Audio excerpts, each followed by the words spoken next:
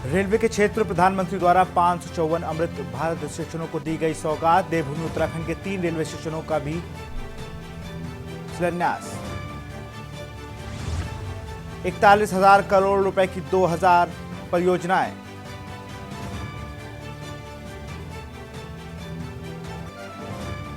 देहरादून स्थित विधानसभा भवन में टनकपुर, काशीपुर व कोटद्वार रेलवे स्टेशन का पुनर्विकास शिलान्यास समारोह हुआ संपन्न। समारोह में वर्चुअल रूप से सम्मिलित हुए सीएम धामी। उत्तराखंड के राज्यपाल लेफ्टिनेंट जनरल गुरमीत सिंह ने विधानसभा के बजट सत्र 2024 को किया संबोधित। कल 11 बजे तक के लिए सदन की कार्यवाही स्थगित। बजट सत्र की शुरुआत में राज्यपाल ने अपने अभिभाषण में प्रदेश सरकार की प्रशंसा की। राज्य हित में के लिए गए निर्णय और सर्वग्राम विकास समिति की प्रशंसा। रांची में खेले गए चौथे टेस्ट मैच में इंग्लैंड को भारत ने 5 विकेट से हराया। श्रृंखला में 3-1 की अजय बढ़त की हासिल। आप देख रहे हैं के न्यूज, खबरों का सारथी। नमस्कार, स्वागत है आपका के न्यूज में। मैं हूं आपके साथ विशाल पंडित। रुक करते हैं खबरों का। जहां देहरादून में बजट सत्र चलाया जा रहा है, वहीं दूसरी तरफ गैरसैंण में बजट सत्र न होने के विरोध में 27 फरवरी को कांग्रेस विरोध प्रतीकात्मक सत्र गैरसैंण में आयोजन कर रही है। कांग्रेस के पूर्व लोकसभा प्रत्याशी मनीष खंडूरी ने कहा कि उत्तराखंड सरकार के द्वारा सत्र गैरसैंण में नहीं होना गलत संदेश जाता है, क्योंकि उत्तराखंड की राजधानी गैरसैंण लोगों के सपने साकार करने के लिए बनी थी। गैरसैंण में वो मूल निवास, भू कानून, अग्निवीर, रोजगार का मुद्दा जनता के सामने लाएंगे। सत्र जो है वो देहरादून में चल रहा है और जो गैरसैंण जो उत्तराखंड की राजधानी है, जो हमारे दिल में, जो पूरे हमारे दिल में बसी हुई राजधानी है, उसमें कांग्रेस पार्टी के कार्यकर्ता हैं, नेतागण हैं, वो जाकर वहाँ पे एक तरह से प्रदर्शन करेंगे, एक तरह से अपना विरोध भी दर्शाएंगे। और ये जो मॉक विधानसभा की जो बात हो रही है, जो सत्र वहाँ हम करेंगे, वो दर्शाने की कोशिश करेंगे कि आगे का जो डायरेक्शन है, जो मार्गदर्शन है, जो पहाड़ की जो परेशानियां हैं, जैसे मैंने कहा मूल निवास हो गया या भू कानून ले लीजिए, अग्निवीर या अंकिता का मुद्दा ले लीजिए, लोगों के सामने लाने। उत्तराखंड परिषदीय परीक्षा कल यानी 27 फरवरी से शुरू होने जा रही है, जिसको लेकर विभाग ने सभी तैयारियां पूरी कर ली हैं, जिसके चलते विकासनगर में भी शिक्षा अधिकारी परीक्षा को नकल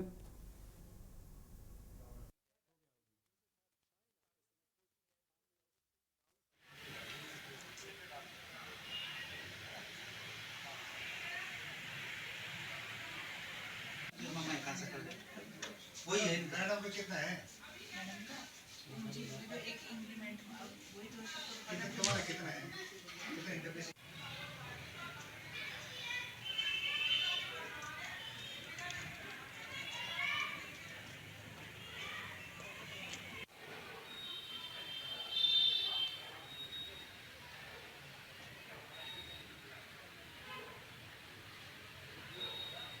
विहीन कराने का दावा करते हुए परीक्षाओं को सकुशल संपन्न कराने की बात कर रहे हैं। बता दें कि इस बार विकासनगर में उत्तराखंड बोर्ड परीक्षाओं के लिए 21 परीक्षा केंद्र बनाए गए हैं, जिसमें जहां एक और हाई स्कूल की परीक्षाएं 2,187 छात्र छात्राएं, इंटरमीडिएट की 1,753 छात्र छात्राएं यानी कुल 4,240 छात्र छात्राएं परीक्षा देने वाले हैं।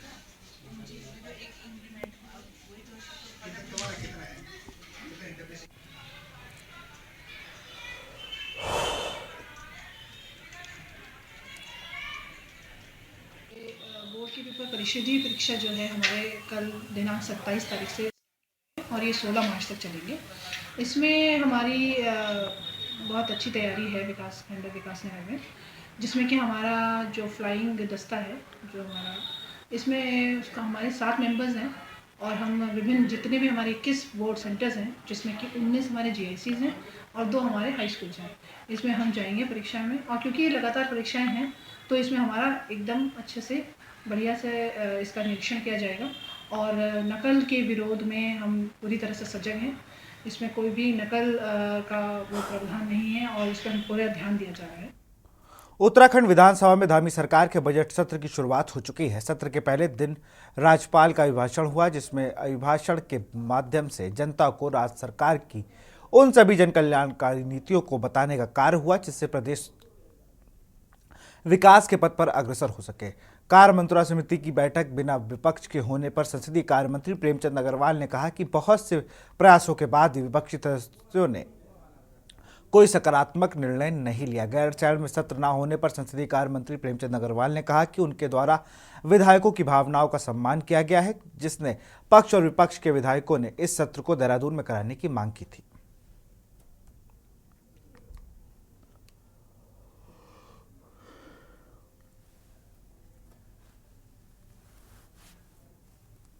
का जहाँ तक बात है, मैं अनेकों बार आपसे बता चुका हूँ, मैं दोहराना चाह रहा हूँ कि माननीय विधायक गणों के द्वारा जिस प्रकार से लिखित में अध्यक्ष विधानसभा जी को एक प्रतिवेदन दिया गया कि आप ये वाला सत्र देहरादून में करें, उनकी भावनाओं का सम्मान करते हुए सरकार ने निर्णय लिया कि हम लोग ये सत्र देहरादून में करेंगे।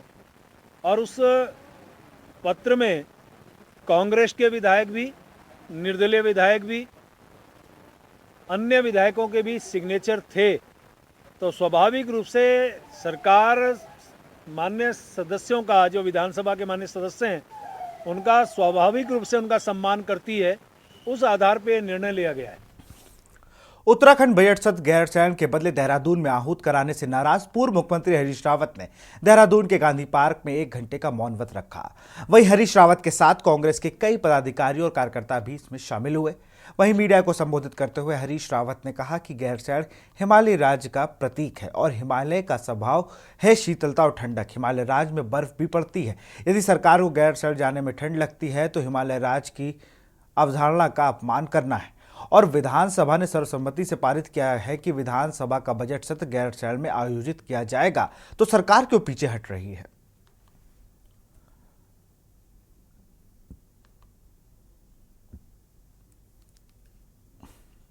क्या मुद्दा है इसमें? ये देखिए, गैरसैंण हिमालयी राज्य का प्रतीक है, एक शब्द प्रतीक शब्द है। संसद ने गैरसैंण इस उत्तराखंड को हिमालयी राज्य की परिकल्पना के साथ बनाया। इसका जो सृजन हुआ, जिसका जो स्थापना हुई, वो हिमालयी राज्य के रूप में हुई। और हिमालय का स्वभाव है शीतलता, ठंडा, बर्फ भी पड़ेगी, बारिशें भी होंगी, जंगल भी होंगे, चढ़ाई भी होगी। तो यदि सरकार को गैरसैंण जाने में ठंड लगे तो इसका मतलब है आप हिमालयी राज्य की अवधारणा का अपमान कर रहे हैं। यहाँ रुकते हैं, छोटे से ब्रेक ले, जल्द हाजिर होंगे। ब्रेक के बाद आपका स्वागत है। विश्व अखाड़ा परिषद गौ रक्षा विभाग ने तुंगनाथ घाटी में गाय और नंदी के संरक्षण को लेकर टीम का गठन कर जिम्मेदारियां सौंपी है। इस दौरान गौ भक्तों ने संकल्प लिया कि जल्द ही गौ रक्षा धाम निर्माण को लेकर भूमि का चयन कर आगे की कार्रवाई की जाएगी। साथ ही निरीक्षित सड़कों में घूम रहे पशुओं को हरा चारा देने के साथ ही उनका ट्रीटमेंट भी किया जाएगा। इस मौके पर मिनी स्विट्जरलैंड चोपता में ठंड के कारण हो रही मवेशियों की मौत पर दुख प्रकट किया गया और ऐसे असामाजिक लोगों पर सख्त से सख्त कार्रवाई की मांग की गई।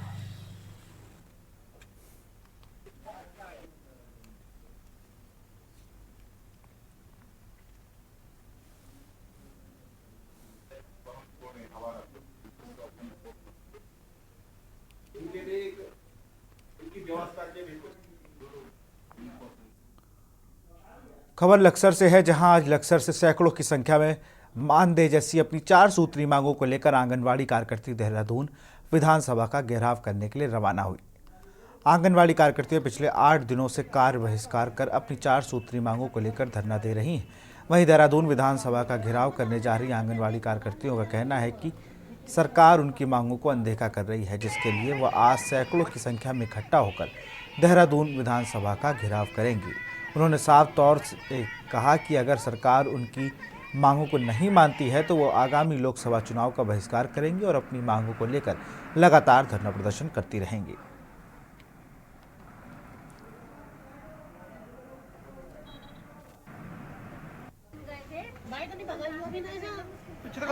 हम 8 दिन से सभी बहनें जो है यहाँ अपने ब्लॉक स्तर पर धरना कर रहे थे, लेकिन सरकार द्वारा हमें कोई आश्वासन या किसी भी तरह की हमारी कोई पुकार नहीं सुनी गई। तो आज जो हमारे साथ हमारी बहनें सैकड़ों की संख्या में उपस्थित हैं, हमारा काफ़ी लंबे समय से धरना प्रदर्शन चल रहा था। रैलियों के माध्यम से हम लोगों ने ज्ञापन बराबर सरकार को देते रहे। फिर हमारा 8 दिन से हम कार्य बहिष्कार पर है। कुछ हमारी मांगे हैं, जैसे मानदेय वृद्धि हो गई, गोल्डन कार्ड जारी होना, मिनी आंगनवाड़ी जो बहनें हैं हमारी, उनका उच्चीकरण का जो जीओ है वो जल्द से जल्द पारित हो रहा। पौड़ी जिले की चोपटा खाल विधानसभा के नगर पंचायत सतपुली में नियम कायदे को ताक पर रखकर टेंडर आवंटित कर दिए गए। मामले का खुलासा आरटीआई कार्यकर्ता संजय कुकरेती ने आरटीआई के जरिए किया। आरटीआई कार्यकर्ता संजय कुकरेती ने बताया, नगर पंचायत सतपुली ने उन ठेकेदारों को टेंडर दे डाले जिनका रजिस्ट्रेशन नगर पंचायत में था ही नहीं, जबकि टेंडर उन ठेकेदारों को ही दिया जाना था जिनका रजिस्ट्रेशन नगर पंचायत में था। लेकिन इसके विपरीत 3 बाहरी ठेकेदारों को ये टेंडर दिए गए। आरटीआई एक्टिविस्ट ने बताया कि इस पूरे मामले में नगर पंचायत सतपुली के साथ ही नगर पंचायत अध्यक्ष की भूमिका भी संदेह के घेरे में है, जिसकी निष्पक्ष जांच होनी जरूरी है। वहीं नगर पंचायत की निवर्तमान अध्यक्ष सतपुली अंजना वर्मा ने बताया कि ये मामला उनके संज्ञान में नहीं है। उन्होंने कहा कि इसमें कोई भी त्रुटि पाई गई तो वह जांच के लिए तैयार हैं। वहीं नगर पंचायत की ईओ सीमा रावत ने बताया कि मामला उनके संज्ञान अभी आया है, जो कि पिछले अधिकारी की कार्यकाल का है, जिसकी जांच उनके स्तर से की जा रही है। ये 2020-21 में पेपर के माध्यम से विज्ञप्ति दे दी गई थी। टेंडर कमेटी द्वारा सबसे जो न्यूनतम दर वाली फर्म थी उसको स्वीकृति दे दी गई थी। उनके पिताजी हमारे साथ 5 साल तक वार्ड मेंबर रहे हैं। उस समय कोई बातें नहीं रखी थी। ये अब चुनाव के चक्कर में मुद्दा उठाया जा रहा है। जहाँ तक मैं इसमें कहना चाहूँगा कि ये 21 और 22 का जो मामला है, इसमें जो टेंडर पड़े थे उनका रजिस्ट्रेशन नहीं है। मैं बार बार ये कह रहा हूँ कि बिना रजिस्ट्रेशन के काम कैसे दिया गया। अगर रजिस्ट्रेशन है तो उसकी रजिस्ट्रेशन की कॉपी मुझे मुहैया कराई जाए, क्योंकि ये काम इन्होंने अपना आप खुद किए हैं। ये सारे लोग इसमें मिले हुए हैं, ठीक है। और कौन कौन लोग मिले हुए हैं ये सारी चीजें अभी क्लियर हो जाएगी जब ये रजिस्ट्रेशन की कॉपी देंगे। लेकिन मैं बार बार रजिस्ट्रेशन मांग रहा हूँ। जिन लोगों ने काम किया कौन है वो? जो यहाँ पर स्वागत गेट बने हुए हैं, ये 2020-21 में इसकी निविदा की गई थी। और इसमें जो टेंडर कमेटी के द्वारा इसमें जो सबसे न्यूनतम दर वाली फर्म थी उसको इसमें टेंडर दिया गया है। उनके द्वारा जितनी भी सूचनाएं हमसे मांगी जाती है और जो भी हमारे पास उपलब्ध सूचना होती है, हम वो संपूर्ण सूचनाएं उनको उपलब्ध करवा देते हैं। देहरादून मंडी समिति के पूर्व अध्यक्ष एवं आप नेता रविंद्र आनंद ने उत्तराखंड में चल रहे विधानसभा सत्र को गैर शरण में न कराए जाने को लेकर देहरादून स्थित विधानसभा गेट पर पहुंचकर हंगामा काटा, जहां से उन्होंने पुलिस ने गिरफ्तार कर लिया। गौरतलब है कि उत्तराखंड के विधायकों एवं मंत्रियों द्वारा विधानसभा सत्र गैर शरण में न कराए जाने को लेकर ठंड का बहाना बनाया था। उन्होंने उत्तराखंड के मुख्यमंत्री, कैबिनेट मंत्री और नेताओं को सीख देने के लिए अनोखा ढंग अपनाया। उन्होंने लोकल इंटेलिजेंस और AIU को चकमा देते हुए अपने कपड़े उतारकर विधानसभा गेट के सामने उत्तराखंड बचाओ गैर शरण जाओ के नारे लगाकर प्रदर्शन किया। इस दौरान उन्होंने कहा कि हम पहाड़ी लोग हैं, हिमालय रीजन में रहते, हमको ठंड नहीं लग सकती, इसलिए विधायक और मंत्रियों को सीख देने के लिए मैं इस प्रकार का हथकंडा अपना रहा हूं। खबर उधम सिंह नगर से है, जहां जिले के SSP मंजूनाथ TC ने जसपुर थाने के वार्षिक निरीक्षण किया और पुलिस के अधिकारियों को आवश्यक दिशा निर्देश दिए। उन्होंने थाना और एवं चौकी प्रभारी को निर्देश देते हुए कहा कि सभी वंचित लोगों के अलावा सभी संदिग्ध लोगों पर भी पैनी नजर है।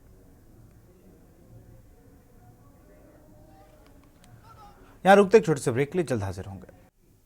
ब्रेक के बाद आपका स्वागत है। उत्तराखंड में लोकसभा चुनाव से पहले भाजपा का कुनबा लगातार बढ़ रहा है, जबकि विपक्ष कुनबा बिखरता नजर आ रहा है। दरअसल 40 सालों से ज्यादा समय तक कांग्रेस पार्टी से जुड़े अशोक वर्मा और उनके बेटे शिवा वर्मा समेत कई कांग्रेस के नेताओं ने पार्टी से इस्तीफा देकर भाजपा का दामन थाम लिया।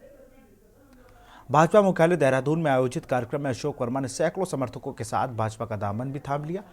भाजपा प्रदेश अध्यक्ष महेंद्र भट्ट ने सभी का पार्टी में स्वागत किया। हरिद्वार सांसद डॉक्टर रमेश पोखरियाल निशंक ने कहा कि प्रधानमंत्री नरेंद्र मोदी और मुख्यमंत्री पुष्कर सिंह धामी की ओर से किए जा रहे ऐतिहासिक कार्यों की वजह से ही बड़ी संख्या में विपक्षी दलों के नेता भाजपा से जुड़ रहे हैं। वहीं बीजेपी प्रदेश अध्यक्ष महेंद्र भट्ट का दावा है कि अभी कई हजार विपक्षी नेता और भी भाजपा में शामिल होंगे। समझता हूँ कि एक जैसे बयार बहती है ना, एक तरफ से दूसरी तरफ भारतीय जनता पार्टी में कोई कोना नहीं छोड़ रहा है।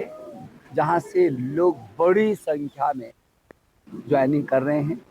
हरिद्वार लोकसभा में आज हजारों लोगों ने ज्वाइनिंग किया। पूरे प्रदेश से बहुत महत्वपूर्ण लोगों ने किया और विशेष करके मैं हरिद्वार को कहना चाहता हूँ, बीएसपी और कांग्रेस से बहुत बड़ी संख्या में उनके वरिष्ठ पदाधिकारीगण आज भारतीय जनता पार्टी में सम्मिलित हुए हैं। आज जो पूर्व जिला पंचायत अध्यक्ष हूँ, बीएसपी के प्रदेश स्तर के लीडर्स हूँ और चाहे कांग्रेस के प्रदेश स्तर के हूँ, जनप्रतिनिधि जितने भी हैं और जो पूर्व में चुनाव लड़े हैं या जिनके पास बहुत महत्वपूर्ण जिम्मेदारियां हैं, देखिए आज की ज्वाइनिंग का जो सबसे बड़ा फोकस था वो था ओबीसी जनप्रतिनिधि। आज ओबीसी से जुड़े हुए अशोक वर्मा जी हों, हरिद्वार से और ओबीसी की बड़ी संख्या में कार्यकर्ता जुड़े हैं। मैं ये कह सकता हूँ कि समाज के हर वर्ग को जोड़ने की जो हमने पहल की थी उसमें बड़ी संख्या में लगभग आज इस बात को भी मैं कह सकता हूँ बड़ी लंबे समय तक जो कांग्रेस के प्रमुख जुड़े रहे, आज वो मोदी जी के विकास कार्यों को लेकर मुख्यमंत्री विकास धामी जी के कार्य को प्रभावित दल के अंदर आ रहे हैं और अभी ये क्रम हमारा सतत चलेगा। अभी 5 तारीख से मुख्यमंत्री जी और मेरा प्रवास सभी विधानसभा के अंदर है और लगभग मुझे लगा 20,000 की संख्या कांग्रेस और बसपा और सपा के ऐसे कार्यकर्ताओं की तो मतलब जुड़ेंगे। आज भी 3264 तो मुझे संख्या बताएगी ऐसे लोगों ने दूसरे दलों के भारतीय जनता पार्टी सत्ता ली है। कल समझता हूँ कि एक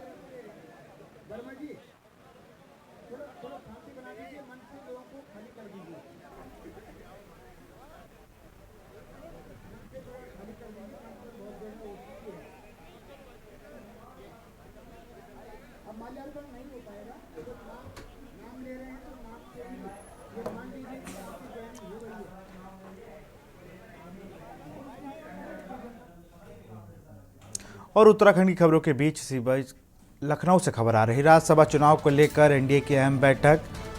बीजेपी ने अपने सभी विधायक और सहयोगियों को बुलाया लोक भवन में बैठक। विधायकों को प्रशिक्षित किया गया कि किस तरह से वोट अपने प्रत्याशी को देना है। बताया गया किस तरह से वोट का दुरुपयोग ना हो, वोट वैलिड रहे, इसको लेकर भी दी गई जानकारी। बेल्लौर विधायक राहुल बच्चा सोनकर से खास बातचीत हमारे संवाददाता दीपक पांडे ने की।